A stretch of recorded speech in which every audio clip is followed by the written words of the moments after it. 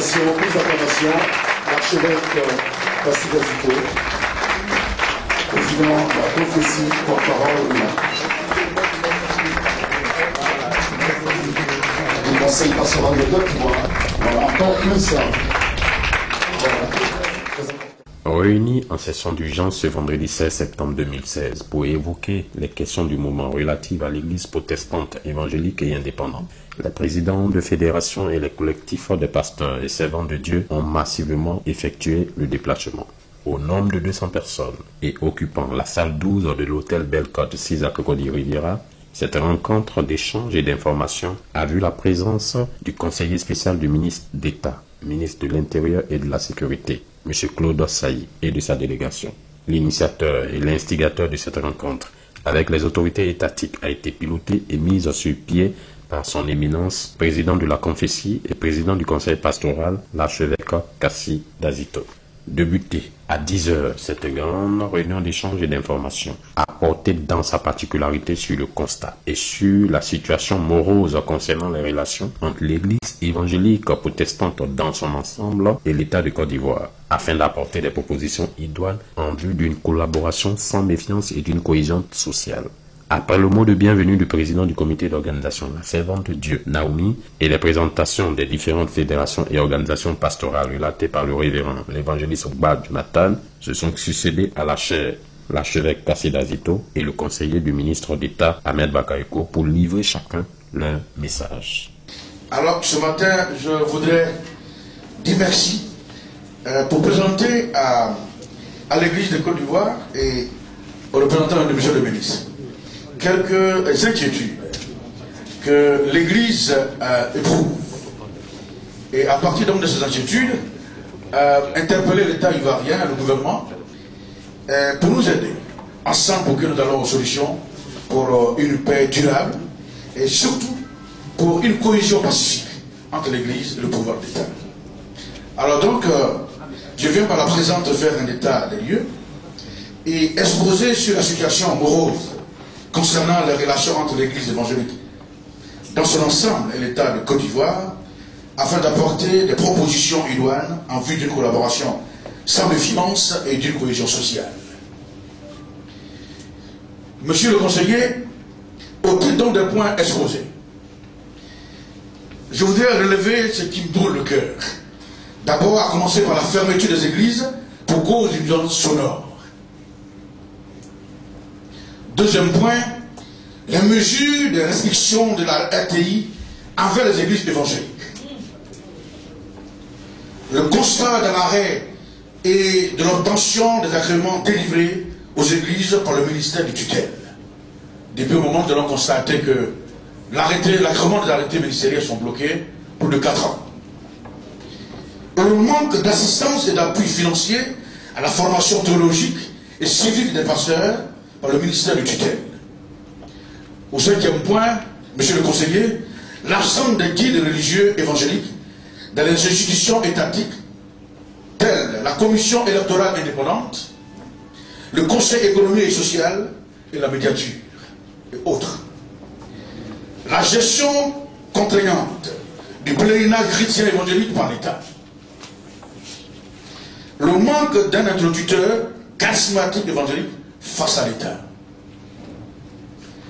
Sachant que l'Église est un royaume dans un État avec une base et une implantation territoriale, sachant que ce royaume, que l'Église respecte les lois qui régissent l'État vis-à-vis de ses concitoyens, sachant que l'État a des droits et devoirs envers l'Église et que l'Église en a aussi pareillement vis-à-vis de l'État, alors donc, monsieur le conseiller, la fermeture des églises, sous quelque argument que ce soit, n'est pas une solution envisageable, car étant dans un État laïque. En ce qui concerne les sanctions émanant de la radiodiffusion télévision ivoirienne, il faudra prendre d'autres mesures adéquates. J'ai contacté et constaté, avec beaucoup de frustration, que depuis un certain temps, le ministère du tutelle ne délivre plus d'agréments au sujet des églises évangéliques, et surtout indépendantes. C'est un réel, au 4e point, et véritable problème, celui du manque d'appui de l'État à la formation théologique et civique des pasteurs de Côte d'Ivoire. C'est la conséquence de certaines graves déviations et une confiance incontrôlée vis-à-vis de l'autorité de l'État. Monsieur le conseiller, comment donc pouvons-nous relayer les informations majeures provenant de l'État et mieux faire passer ce message à notre base s'il n'y a pas de leader religieux évangélique siégeant dans ces institutions? Nous n'avons pas une bonne lisibilité dans la gestion du pèlerinage chrétien évangélique, vu les irrégularités et flou autour de l'octroi des places et d'organisation du voyage. Monsieur le conseiller, il est bon de savoir que la Côte d'Ivoire est un pays laïque. Concernant la fermeture des églises, suite aux nuisances sonores, je propose la mise sur le pied d'un organe de régulation.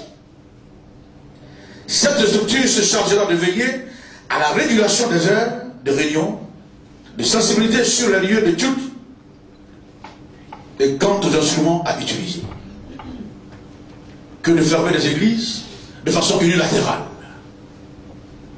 Vous ne pouvez pas imaginer les conséquences et les préjudices, aussi spirituels, moraux, physiques, que vous pouvez enregistrer quand une église de 200 à 300 personnes vient être fermée pour des raisons de nuisance sonore. Mais je crois que nous ne sommes pas les seuls à faire des bruits en Côte d'Ivoire. Concernant les mesures prises par la RTI, je propose un communiqué bref et précis sur les antennes afin d'éviter des messages à caractère commerciaux du genre vente d'huile et parfums et autres. À dire sur ces antennes ce qu'on peut dire: le terme de la manifestation, s'il y a une cérémonie, le lieu, la date, l'heure, l'appel et le contact. Cela suffirait au mieux à mettre de l'ordre.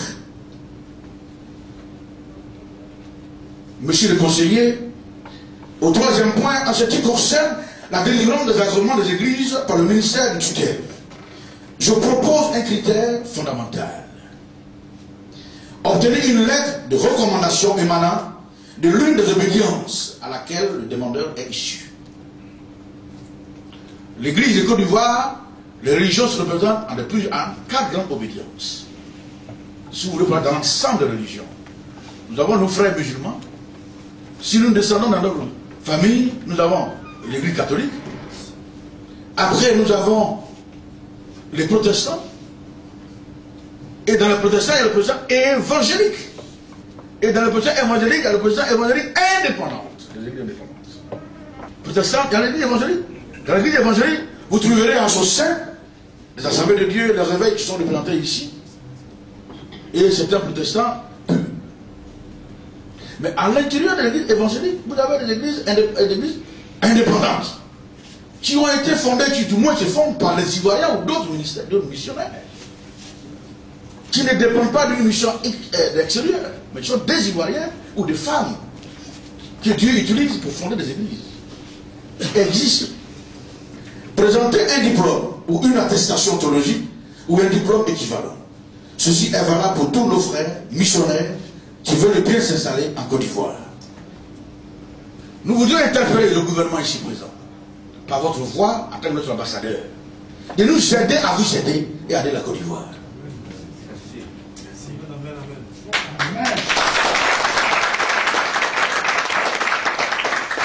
Monsieur le conseiller, pour le respect de l'éthique et de la déontologie de la fonction du pasteur, je propose une formation absolue en théologie pastorale, civique et morale avec l'appui de l'État. Il existe beaucoup d'écoles pastorales en Côte d'Ivoire, mais nous n'avons pas une université évangélique, théologique, qui prône la formation, la théologie systématique. Et ce qui provoque des fois cette division, parce que si je suis de l'église X et que j'ai ma formation dans mon école biblique, celui qui est de l'école A, qui a reçu votre formation dans son école, font des doctrines. Je trouve que celui qui est à côté de moi n'est pas de Dieu. Nous voulons maintenant avoir une université qui qui fait appel à tous les croyants, à tous les hommes de Dieu, pour une formation adéquate, permettant à nos concitoyens et les hommes de Dieu qui sont choisis et tout le monde qui sont appelés à avoir la formation réelle. Pour une meilleure appréciation du pèlerinage des chrétiens évangéliques en Terre Sainte, je propose une période fixe de départ d'ensemble en Israël, le mois d'avril pour la Pentecôte. Nous communiquer d'avance le nombre exact de pèlerins octroyés par l'État aux fédérations évangéliques.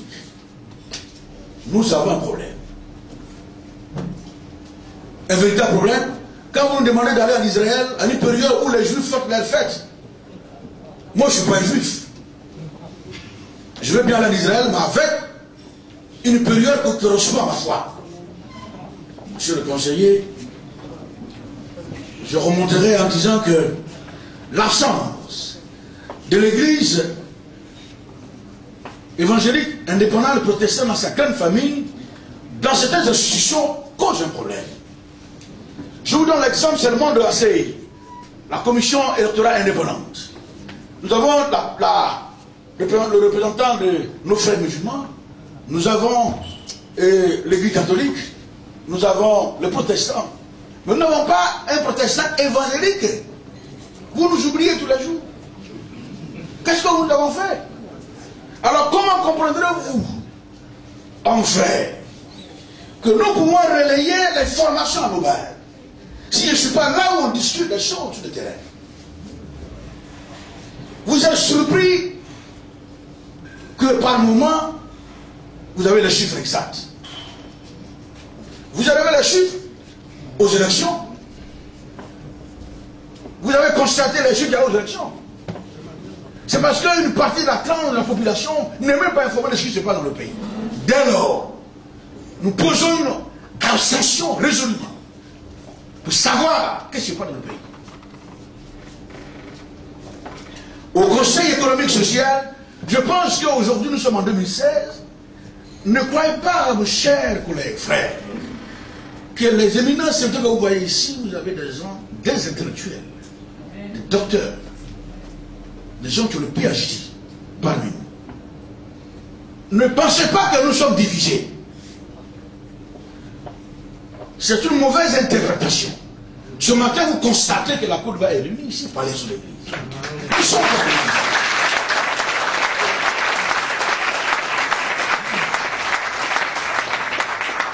Ils ne sont pas divisés.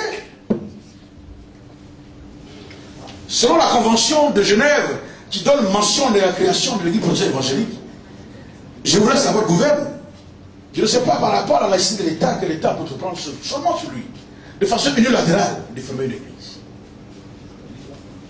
Nous sommes la nation et nous voulons, sous vos conseils, mais pas une répression. De cette façon, sans une répression. L'Église, maintenant donc, c'est Dieu. L'Église ne veut rien participer. Parce que nous sommes laissés pour compte. Nous interpellons l'État, à travers vous, que nous voulons participer à la vie de la nation. Je voudrais, chers frères et chers pères, vous dire que c'est un peu déplorable quand on ferme une église et que je reçois tous les jours les églises, les pasteurs des églises fermées, ça va là aux yeux. Alors qu'on pouvait trouver solution à ce problème. Si on était ensemble et qu'il y avait une collaboration, on peut vous aider. Ici, voici, je dis qu'il y a lieu d'ordonner en vertu des articles 33, alinéa 3 et 87 du Code pénal, la fermeture pendant 5 années de l'établissement cultuel subdivisé dans le quartier de Poupon Maroc, derrière la station Petrosi, et avec toutes les conséquences de droit. Quand on continue ce texte, on dit même interdit de 5 années d'exercer sur le territoire ivoirien. Un Ivoirien interdit d'exercer 5 années, il est calme. Pendant que vous recevez les gens qui viennent de l'autre côté. Vous allez nous dire où vous voulez nous mettre. Si vous voulez qu'on parle de Ghana, on va partir. C'est une façon de nous chasser aussi, on va partir. Mais comment vous pouvez interdire à un pasteur, à un citoyen, et par conséquent un Ivoirien, de ne pas exercer le métier auquel Dieu l'a appelé? sous prétexte qu'il fait des nuisances sonores. Il ne doit plus prêcher, il ne doit plus faire l'église. Et non seulement vous fermez l'église, vous ramassez tout ce qui est sur son nom pour aller. Je ne vais pas te changer ce matin, je voulais bien parler, monsieur le ministre. Pour les efforts qu'il fait. Ça, je ne vais pas oublier. C'est un frère. Nous avons beaucoup d'admiration pour lui. On sait qu'il a beaucoup à faire. Un homme ne peut pas tout faire sauf Dieu. Je voulais vous dire de transmettre nos salutations, nos encouragements, mais de penser désormais à nous. Je vous remercie. Merci.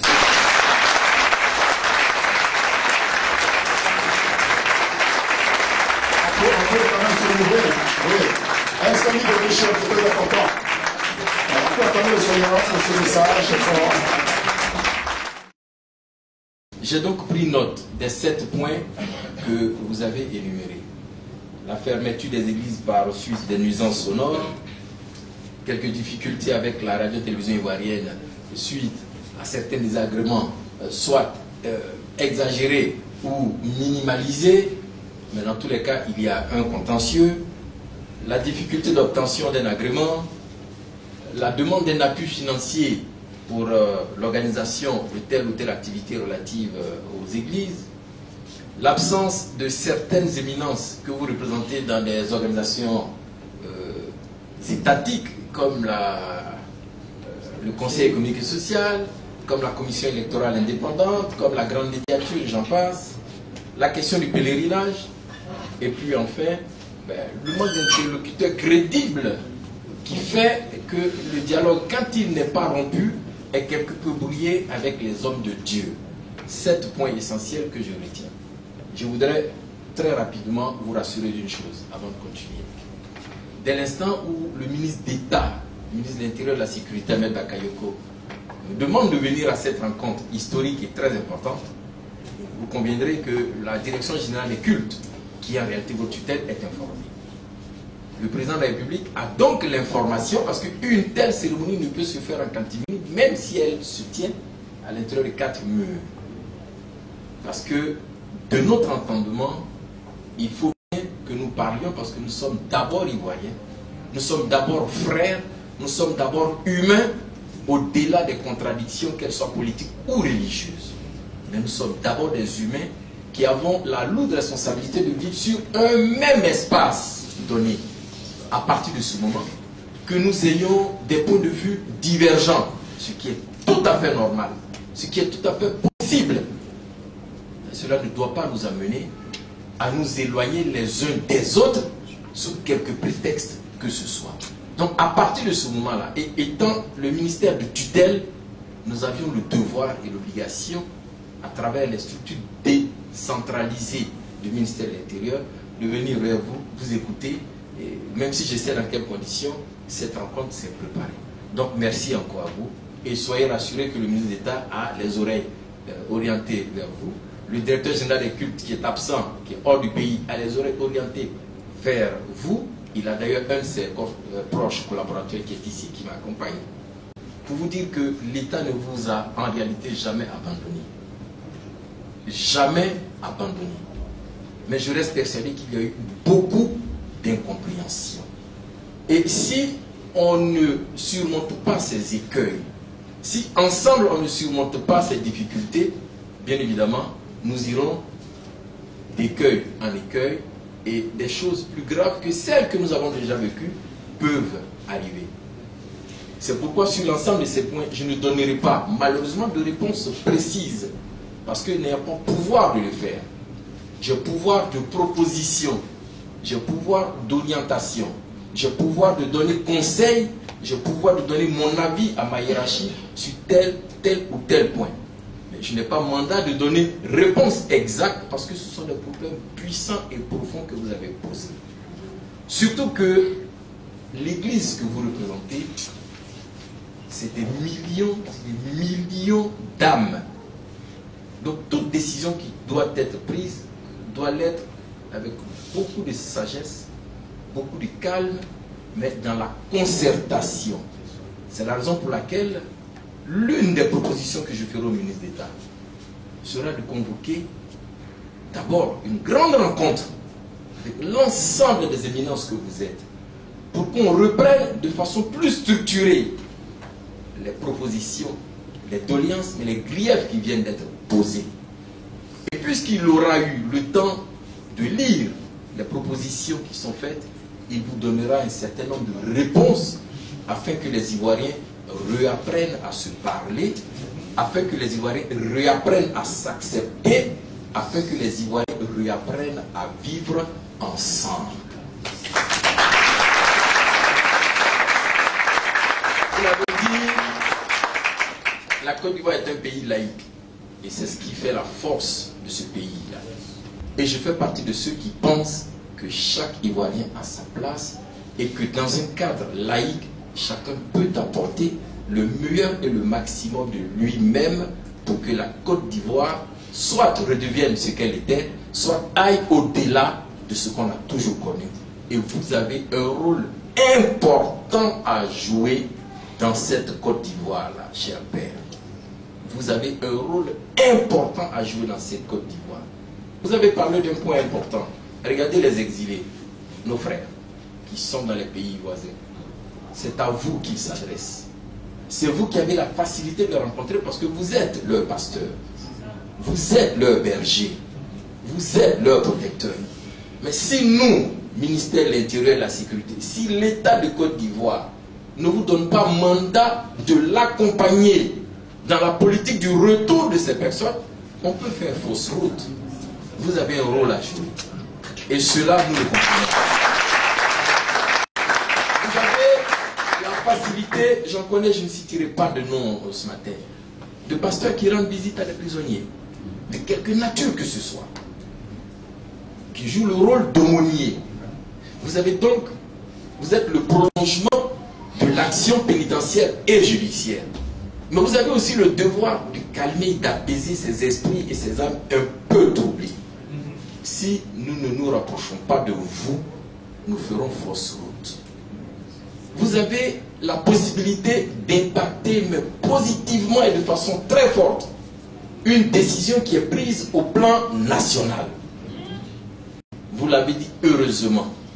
Et si je dis que je suis émerveillé, c'est parce que nous avons parlé franchement. Je pense que nous nous parlons sincèrement.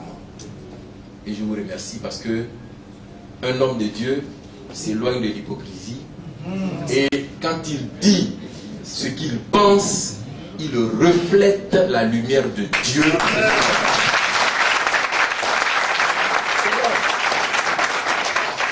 Vous l'avez dit, et c'est vous qui l'avez dit. Parce que dans les analyses qu'on fait, dans les réflexions, dans les projections, ça, c'est la théorie, science politique, relations internationales. On cherche souvent à comprendre, mais pourquoi ceci, et on n'ose pas aller, parce que c'est des sujets extrêmement sensibles, on n'ose pas aller au-delà de ce qu'on croit et de ce qu'on pense. Cher Père, cher ministre de Dieu, cher ministre des cultes, vous avez le devoir, vous avez l'obligation d'accompagner la Côte d'Ivoire parce qu'elle nous appartient tous. Elle nous appartient tous. C'est donc aux environs de midi que la rencontre aura pris fin avec la prière finale faite par le représentant du collectif des pasteurs du Réveil et la photo distinctive de famille de toutes les corporations et les questions des journalistes au cours des interviews ont clôturé cette rencontre. Shalom. Je pense que nous avons initié cette rencontre justement pour la suite de nos activités. Voilà, pendant les temps forts, nous étions sur le terrain. Et puis il était arrivé un moment donné où chacun a vaqué un peu sa situation, mais nous constatons qu'il faut continuer le travail qui est d'unifier les Ivoiriens, de les mettre ensemble pour la suite des temps. Alors c'est en cela que nous voulons dire merci au ministre de l'Intérieur qui, par sa clairvoyance, a bien voulu être présent par son conseiller politique. Et surtout dire merci au président de la République qui est vraiment une oreille attentive aux choses de la Côte d'Ivoire et surtout à travers l'Église. À travers le ministère de notre tutelle et à travers la République de Côte d'Ivoire, l'Église de Côte d'Ivoire a décidé activement, comme toujours, d'accompagner l'État ivoirien dans la paix, dans la réconciliation et surtout pour une Côte d'Ivoire émergente en 2020 dont nous espérons tous. Aujourd'hui, on est en train de mettre en place d'ailleurs un collectif de pasteurs qui ont été victimes de cette fermeture des églises. Vous avez vu, j'ai quelques exemples. Mais je crois qu'à notre prochaine rencontre, vous auriez les détails. Voilà, comme c'est une première rencontre. Est-ce qu'ils ont été bien établis, ils ont tout ce qu'il faut? Oui, ce n'est pas le problème de tout ce qu'il faut au niveau papier. C'était un problème, comme on vous l'avait bien dit, c'est un problème d'usance sonore. Vous comprenez? On n'a pas dit que c'est parce qu'il n'y a pas un papier qu'on va fermer son église. Ah non, non, non, c'est un problème d'emplacement, un problème de plainte des riverains, un problème réel, mais qu'il faut s'asseoir pour trouver un consensus.